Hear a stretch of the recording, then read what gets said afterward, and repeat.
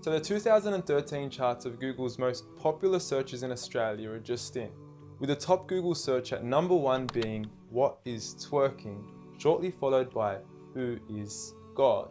Now, on saying this, I don't think you have to be a genius to figure out which of the two questions is more important to be asking Google. I mean, one could potentially explain the reality of our existence, while the other would potentially leave us scarred for the remainder of our existence. And look, I know there's a lot of skepticism surrounding this issue, and quite frankly, I don't blame you. I mean, the meaning of God has been thrown around so often we forgot what it means. From some Zeus-like man in the sky with a big beard, to Thor, to a half-animal, half-human creature, to Kanye West shamelessly producing a track titled "I Am God" on his album Yeezus, to Eminem then self-proclaiming himself as the rap god, a new brand of clothing titled "I Am God", and who could forget Justin Bieber and his believers. You affectionately refer to your fans as beaners. No believers. And now I understand that most of this may be exaggerated, and many of these examples are mere semantics and plays on words that are probably being taken out of context, as let's face it, nobody actually believes in Bieber, and I highly doubt that Kanye West considers himself a god. When someone comes up and says something like, "I am a god," everybody says, "Who does he think he is?" I just told you who I thought I was, a god. And now Kanye West smashes his head into a street sign really, really hard. Oh! Kanye! Oh, Kanye, you okay? Sounds like Kay's got a new hit. A god. That's who I think I am. Kanye, you okay? So with all these misconstrued definitions of God, the least I could do is help clear the water and help us finally find out who is God. Well, to begin, let's start with the things that we all agree on. First and foremost, we're here. We just began and we exist. And like all things that begin to exist, they require a cause. Things don't just come out of nothing, and although at times we sometimes wish they would, they don't. If I told you that this glass sprang into existence, this glass made itself, you said Muhammad Ali's crazy. So in saying that, knowing the cause of us is crucial to understanding who God is. Although we are able to explain that we did have a beginning, as many leading cosmologists have affirmed, we are still left unanswered as to what was the cause of our beginning. And before you lash out saying, "Oh, but we can't see what happened before we began," or "you can't prove there was a creator," we say quite openly, neither can you disprove a creator. And by observing the reality of our world and our existence, its order, its structure, and the systems, I see no reason not to believe in a creator. But then one may ask, where did this creator come from? What was the cause of him? And it will go on forever and ever, which would most probably lead to us never have ever been created. So for God to exist, he must exist without a beginning, therefore not requiring a cause, making him eternal. He should also be transcendent from his creation and not bound by any of the realms he had created, whether it is time, space, or matter. For instance, when Steve Jobs makes an iPhone, he doesn't become the iPhone, he is separate. And of course, we could also argue that he is one. This makes the most sense, and it would also avoid any potential conflict between two disputing all-powerful gods with conflicting interests. But we still don't know which God is he. Are you Zeus? Are you Thor? Are you Yahweh? Well, if you agree with everything I've said up until now, you will realize that each of these gods don't fit into our established criteria of who God is. They are all created beings, they are not eternal, they have not created anything, they are dependent, and they require sleep, rest, oxygen, and food. So who is the one and only true God? I present to you a God who is one and only, eternal, exists without a beginning, who was uncreated, requiring no cause for himself, yet being the absolute cause and creator of everything else. Allah.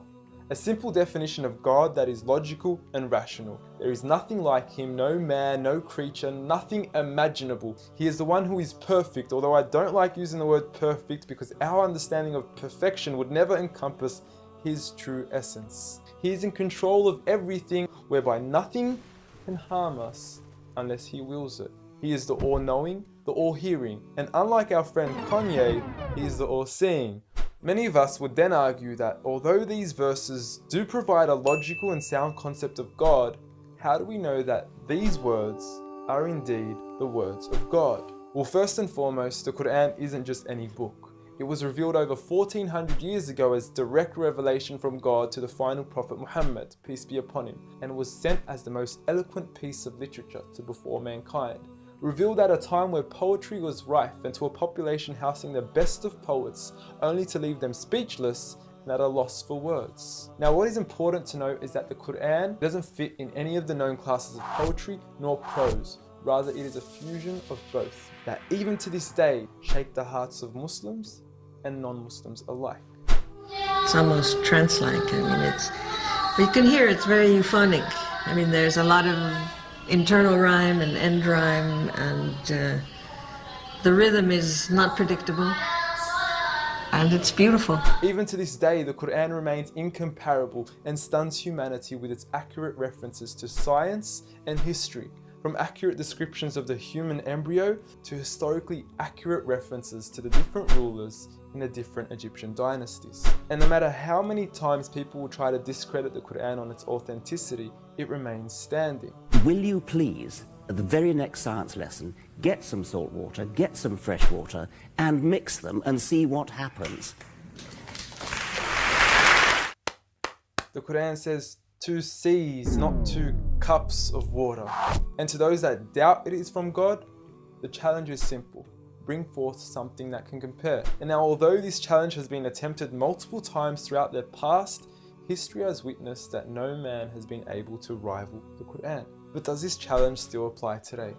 Well, we could surely put it to the test, and who better to choose than the self-proclaimed rap god. Call yourself the rap god. Eminem, dubbed the best of his time, being incomparable with anyone in his league. The last thing the world needs is another me. Now, if we compare the works of Allah with the works of Eminem, we are left with this. Slickety gibbity hippity hip hop, rappity rap, packing a mac in the back of the act, pack back, rap, yak, yakety yak yak. At the exact same time, I attempt these lyrical acrobat stunts. Look, content-wise, I don't know. However, we can't deny that lyrically he is impressive. He has rhythm, rhyme, style, alliteration, and assonance. A short video online even indicates that in one of his songs he almost made every second to third word rhyme. But how does he compare with the Quran's smallest chapter of 3 verses, Surah Al-Kawthar? Now, in just 10 words, Allah is able to use over 30 linguistic and rhetorical devices, including emphasis, multiple meaning, grammatical shift, word order and arrangement, ellipsis, conceptual relatedness, intensification, choice of words, repetition, intimacy, exaggeration, and prophecy, along with many, many more. What's also important to note is that the linguistic devices in the Quran aren't just thrown about randomly. For instance, Allah would use palindromes strategically to describe the terms glorify your Lord and the orbiting of planets, as though both processes are occurring continuously, non-stop, one after the other. The shortest chapter in the Quran also contains a rhetorical device that no one can compete against nor replicate: prophecy. At the end of the first verse, Allah promises Muhammad, peace be upon him, that he would be given abundant good at a time when he was at one of the lowest points of his life, with a small amount of followers and low social status. He had even just lost his son, and his enemies were taunting him with cut-off lineage and progeny, yet Allah was promising him abundant good at this time.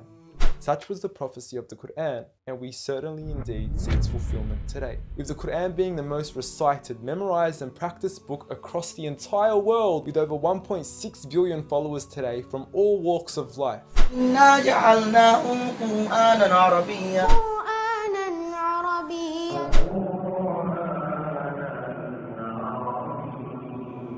Now, I know many of you are probably thinking, okay, cool story bro, but what's the purpose of the Quran? Well, the importance is that it gives meaning to life, from our overall purpose of existence to why we're here and what happens once we die. God teaches us that each and every single one of us is being tested. We weren't created for mere play, we were created with a purpose, and that is to be obedient to God and His rules. Those who believe, there is reward, and those that don't and are arrogant, there is a punishment. And look, I apologize for trying to squeeze all this into one small video, but I've given you everything you need to know who God is and why we are here. So read.